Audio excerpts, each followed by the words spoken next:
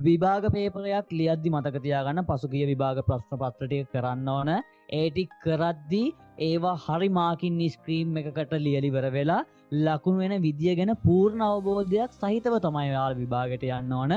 උදාහරණයක් විදියට මෙන්න මේ සම්භාවිතාව ගාන ගත්තත් කොටු දෙලට කොච්චරක් ලකුණු යනවද, රුක් සටහනට කොච්චරක් ලකුණු යනවද, ඒ දේවල් ටික හොඳට ඔළුවේ තියෙන්න ඕන. එහෙම වුණොත් තමයි ඔයාට විභාගෙදී උත්තර ටික ඉක්මනට ලියලා පහසුවෙන් ලකුණු ගන්න ක්‍රම විදි ටික තේරුණාද? ඒ දේවල් ටික හොඳට ඔළුවේ තියාගන්න ඕන බබා. මතක තියාගන්න.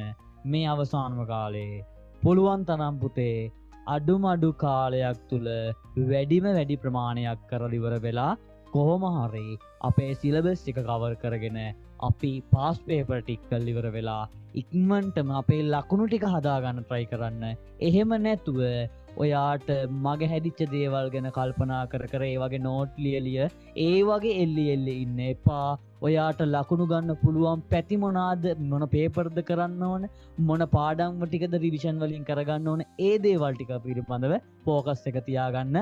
එහෙම නැතුව නිකන් නෝට් ලියලි ඉවර වෙලා ඒව පාඩම් කර ඉන්න හදන්න ලේස්ති වෙන්න එපා. අවසාන කාලෙදී ඔයාලා කරන්න ඕනේ මොනවාද?